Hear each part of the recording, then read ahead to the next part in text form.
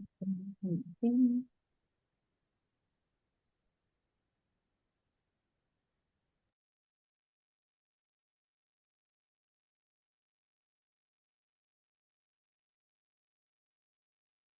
right. Good morning, everyone, and welcome. Thank you for joining us for today's webinar. I am very pleased to introduce you to our speaker, Ms. Kira Brennan, APPA Sustainability Manager. During the recent APPA AU NZ roadshow, Kira hosted an incredibly engaging workshop where she introduced the APPA ESG roadmap, a practical guide designed to help businesses within the promotional products industry strengthen their sustainability practice, enhance social responsibility, and align with global ESG standards. Today's 45-minute session is a great opportunity for those who missed those live workshops to gain some valuable insights and practical strategies. Whether you're just starting your ESG journey or looking to build on the initiatives you already have in place. If you do have any questions during the session, please feel free to pop them into the chat bar and we'll address them at the end. But please join me in welcoming Miss Kira. Morning, everyone. Thanks, Nat. So just to give another welcome and thank you for taking the time out of your morning to join us for this session. As Nat had mentioned, I am the Sustainability Manager at APPA. My background is in environmental science. I've been working in Australia for 3 years now, having completed a master's back in Ireland in climate change. And then my experience here has been in the environmental engineering space with the Environmental Protection Authority of Victoria before joining APPA back in September of last year.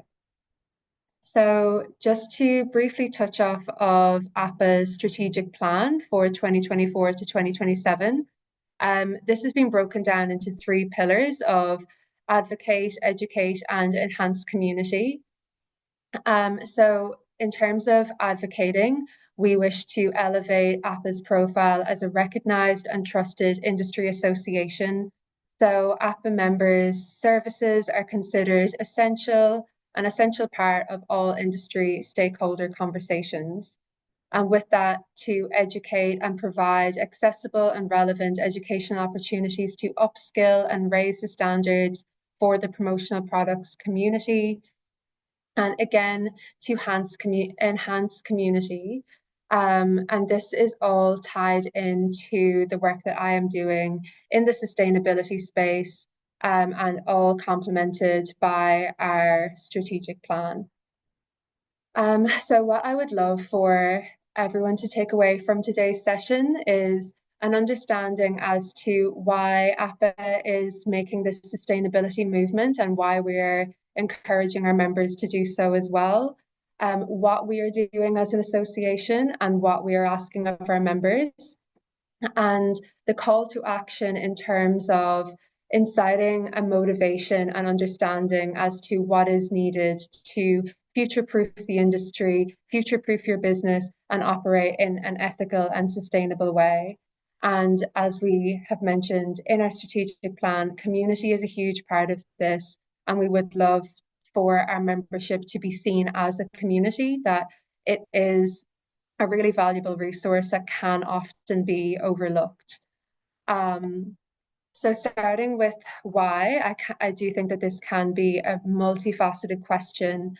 My background being entirely environmental, I do like to make an environmental point just up top, but I do understand that when it comes to business, there can be other motivations to move towards sustainable business practices, but the root cause still remains the same.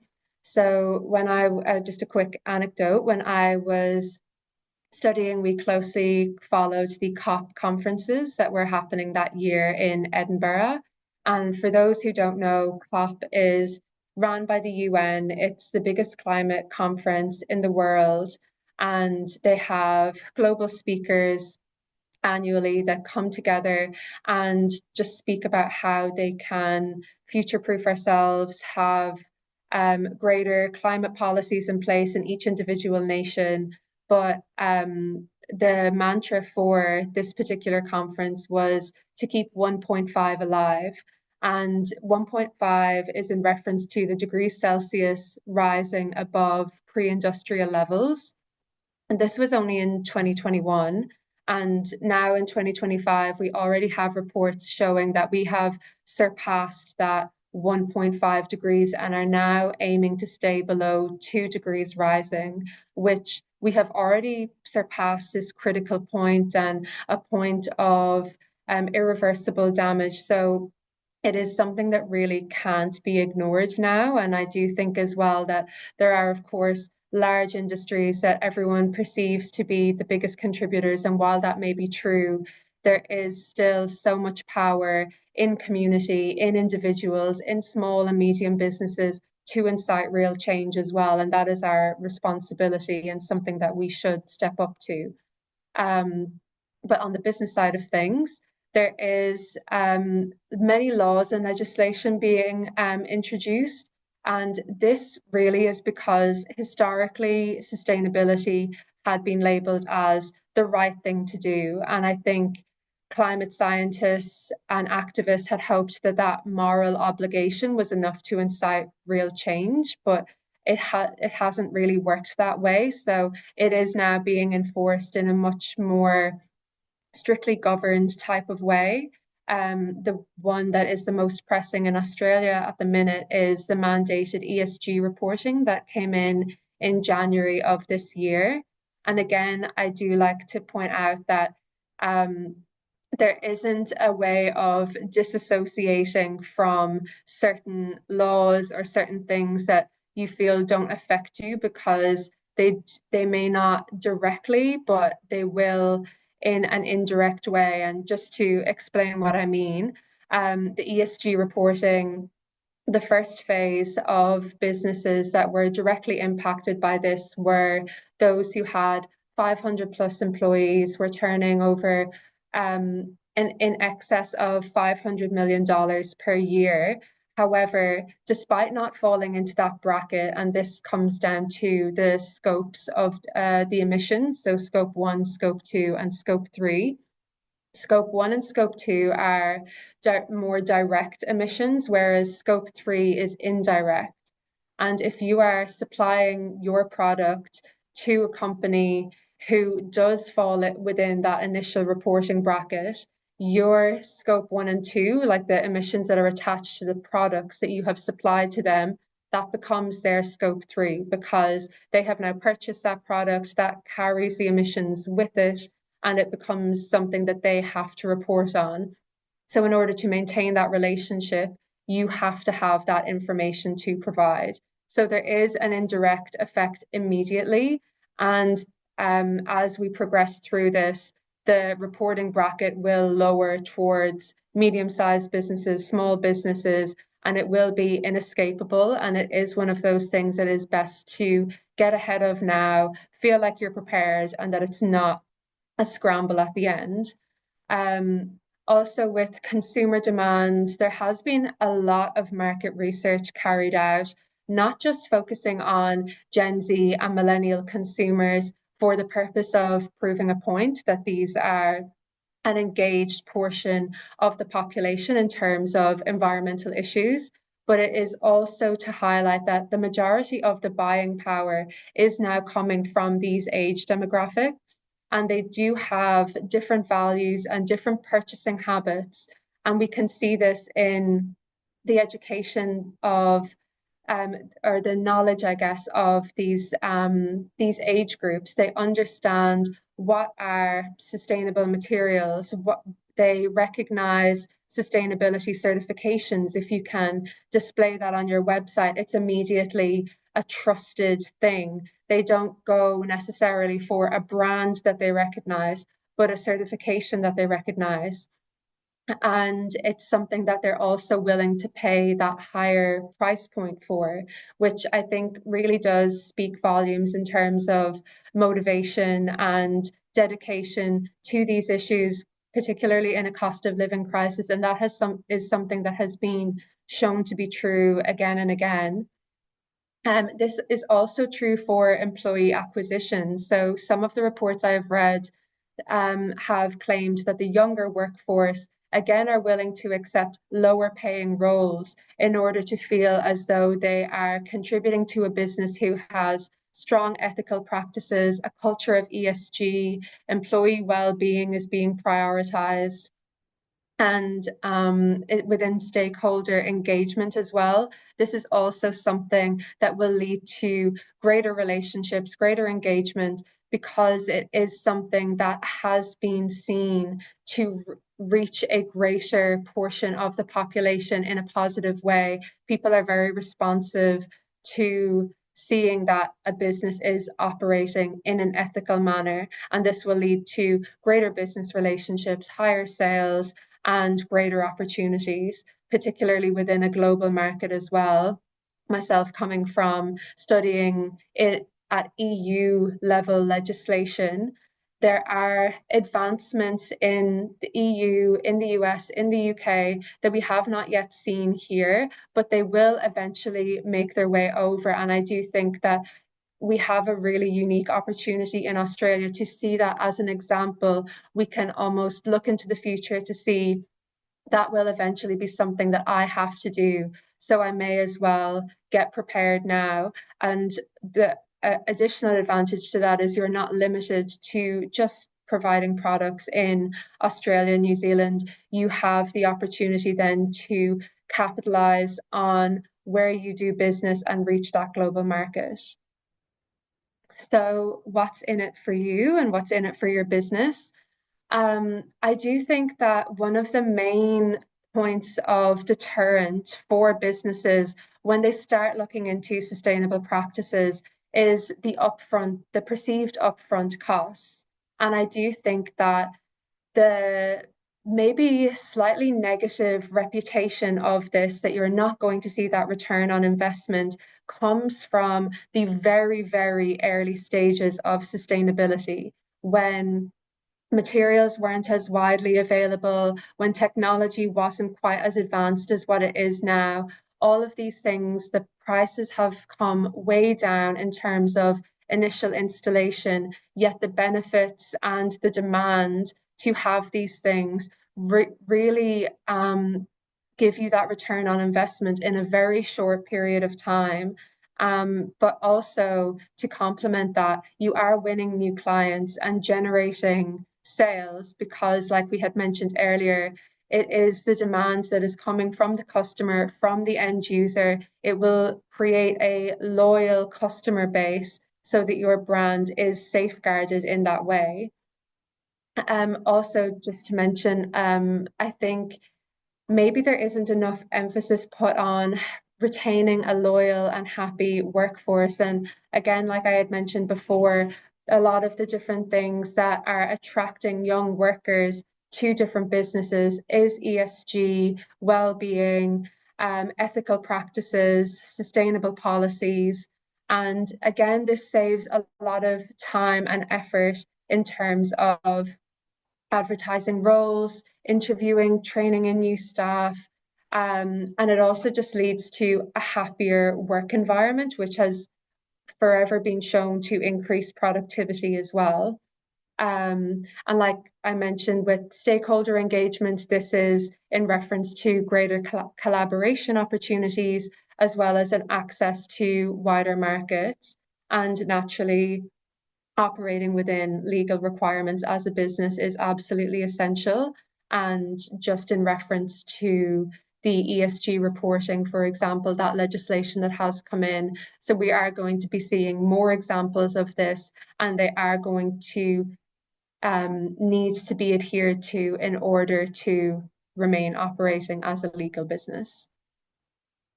So APPA has broken down our sustainability program into a 3-year phased plan.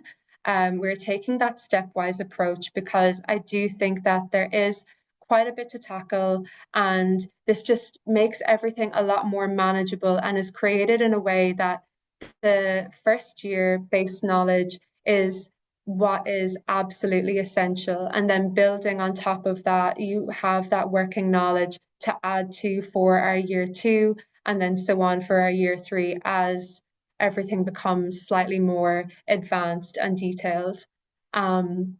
But again, we want to work as a community to change the perception of the industry, or just keep it as a really positive industry. In year 1, for our targets, we will be focusing on net zero emissions, starting with business first and then product. Year 2 will be net waste, and that is pandering to the 2027 packaging targets that are looming. And then year 3 will be a circular approach for circular economy. And I do like to point out as well, like I kind of had already mentioned, with the knowledge that you gain in year 2 or year 1 will be extremely helpful for expanding in year 2 and so on into year 3, but also the effort that you do in reducing emissions, for example, in the first year, that will also aid in meeting your net waste targets of year 2 and so on, combining those two year 1 and year 2 targets and achieving those will also aid in year 3. So it is something that has this complementary effect, and it's not just completion of one task and then starting again from the bottom. So hopefully that is a good motivation to keep things going once you've started, that it does have this snowball effect and it is really positive. So a little bit more detail on net waste, just what is currently in place in Australia and New Zealand. So in Australia, we've got the National Waste Policy Action Plan that was created or published in 2024, and they have set targets for 2030. So two examples of those targets are a 10% reduction in waste per person by 2030 and an 80% resource recovery. And again, resource recovery is kind of in reference to circular practices and circular economy. So you can already see the intertwining and the links between those two ideas and those two targets. The National Waste Policy Action Plan is published by the government, but it is also complemented by the Australian Packaging Covenant Organisation, APPA. And they have also set a 2030 strategic plan. However, their approach, rather than setting targets, has been to sort of penalized for not using easily recycled or reusable materials, or pricing by volume rather than just by weight for packaging. And I do think that this is something that we've all experienced as well. A big box comes to the door and it's with full of packaging or filling material, and then it's just a small product in size that you actually ordered. So they are clamping down on those things in the form of inciting charges and fees for not complying with this. And then in New Zealand, they actually don't have a net waste policy in place. They have simply created a circular economy policy. So really the net waste policy in Australia is a step towards the circular economy and already has circular practices integrated into it. And then they have just gone straight to circular, which is fantastic. So just to round off Australia with the circular economy points, as I say, there has been circular practices integrated already into the National Waste Policy Action Plan. This is also true of the Waste Reduction and Recycling Plan that was published in 2021, and they are becoming more widely implemented, but a specific circular economy plan has not yet been published. And then in New Zealand, they have taken a primary focus on tackling waste reduction, aiming to be as circular as possible by 2050. And they have also broken this down into a 3-year phased strategy. So in 2030, they want to start changing behavior, which may seem like an unambitious first target, but I do think it's so important because it comes back to education and increasing that understanding as to why these changes are happening, why it's helpful, why it's needed, and just instill that in the wider community. which allows then for easier achievement of the 2040 target, which is widespread circular management of materials, and then by 2050 to have achieved a low emission, low waste circular economy. So with net zero emissions, this is going to be the first focus of APPA's sustainability program in year one. And the program will provide guidance and education.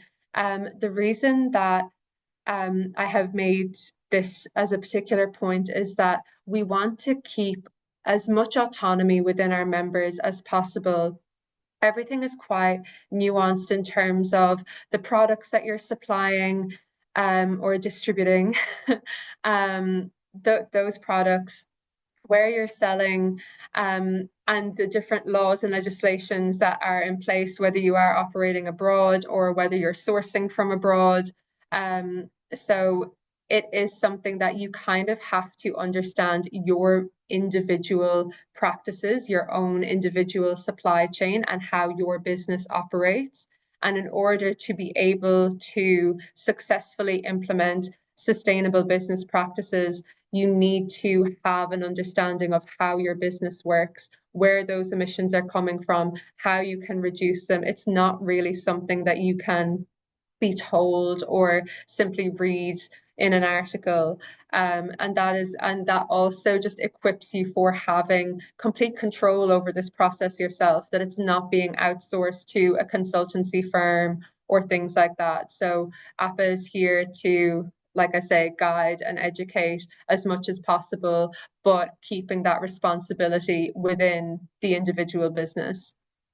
We do, and I do understand that, and I think it's important to be aware of that no one can be an expert at everything, and there are definitely aspects of this process that can be outsourced, particularly in the first few years as everyone is getting their heads around what this process involves. There are some more technical elements, for example, carbon accounting, offsetting, and audits as well. They always have to be conducted by a individual third party, just to avoid any greenwashing claims, to ensure that all information provided is transparent and honest, and unbiased. But yes, so we have been speaking with different service providers, and would like to give that list to anyone that registers. There are options there. It's not just one carbon accounting service, but multiple that we think are operating in an easily accessible but also very effective way. And then it's for our members to make the choice of what is best for them. And like I have mentioned already, community is something that I would really like to garner more support in. I do understand that in business, a lot of information may seem proprietary or that it gives a competitive advantage to keep that private, but I do think in many cases this isn't necessarily true. And if there is one person going for their B Corp certification and it's their first time applying, there are members within APPA who have a B Corp certification or have been through that process, and you may get to a point where you're not quite sure how to answer a specific question or what exactly they're looking for. And it's just so easy to be able to bounce that off other people, and they're so willing to help, in my experience, particularly when it comes to sustainability. So that is why we're creating a Facebook and WhatsApp group, just so it's a more casual line of conversation. It's not blocking your or blogging up your email inbox. And yeah, that it's just a nice way to get to know the APPA members, where they're at in their journey, what they're struggling with. If that's a common struggle, can you help or can you relate? Things like that. And I do think that it is a really valuable resource that we should tap into more. And just speaking of resources, I have been building out a resource library.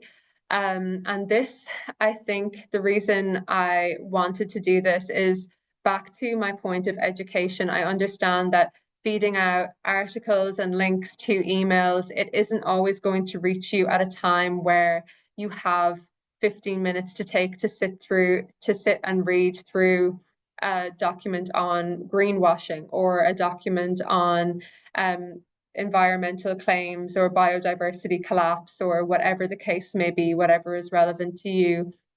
So we have this resource linked on the APPA website, which is nicely signposted, broken down into specific categories, and each source has been given a completely arbitrary rating from myself, but in terms of difficulty and density from 1 to 5. So 1 being the most accessible, and then 5 getting down to that nitty-gritty scientific reports and journal publications. And I think it's nice because you can start out at 1, and then as you learn more and as things become more clear and understandable, you can work your way through those denser documents. Yeah, so the sustainability program, the official launch will be in June at our roundtable sessions. Like Nat had said earlier, this is just a recap from our briefing that we had carried out on Roadshow back in March. And those sessions will be a lot more interactive and detailed, focusing specifically on the year 1 net zero emission targets. So some of the things that would be covered off in that would be conducting an audit or a gap analysis and how to do that, how to source accredited auditor, identifying sources of emissions and how to reduce them, how to set targets and achieve them, and just support and monitoring and reporting throughout this process. So we will be asking for a 6-month check-in in the first year and a 12-month. And then the following years, it will just be that 1 annual check-in. But again, this is as a means of supporting, monitoring to see what works, what isn't working, and what needs some tweaking, because it isn't just a set it and forget it type of process. There is always going to be something that needs to be adjusted in one way or another. And that's the idea of the additional check-in in the first year, just so everyone has a greater understanding of what they're doing and whether it's working. So no one feels as though they're wasting their time or feeling discouraged. There's always going to be a way to troubleshoot these things. We do have an additional ESG workshop happening after our roundtable sessions in June. It will be about mid-June, and that is with an external colleague of ours, but really great, dense, detailed content on everything you need to know about ESG. I do like to just quickly mention grants. I am sometimes a little bit tentative in recommending, because it does sound like this wonderful idea. It's donations and money from different governing bodies to support sustainable efforts. However, there's a lot of detail that goes into submitting a grant application. It is absolutely something that you can outsource. If you do not have the time or the resources to submit an application yourself, it can be very advantageous to outsource these things to a consulting firm, for example.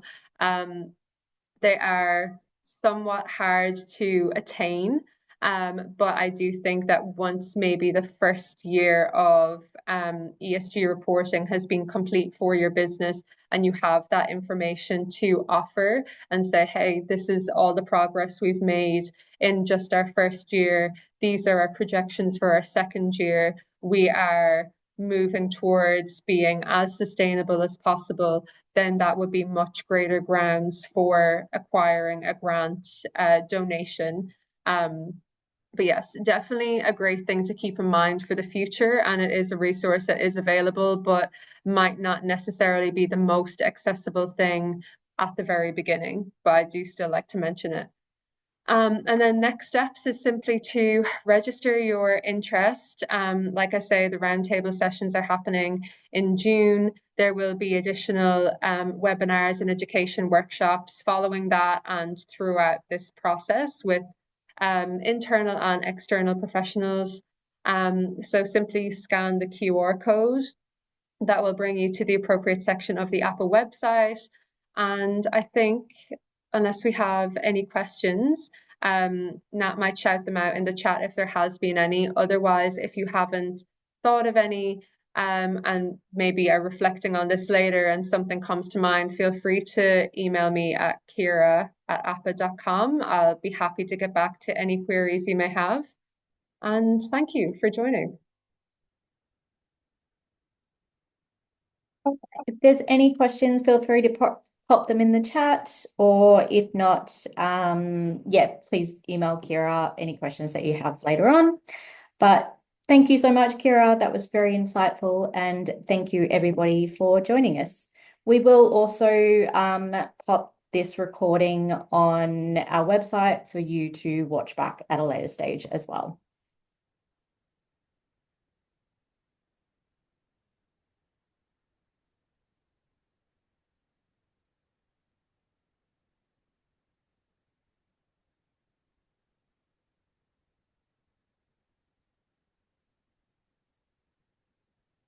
There doesn't seem to be any questions. So thank you everybody for joining us. Thank you, Kira, and we look Guys, forward to seeing you all again.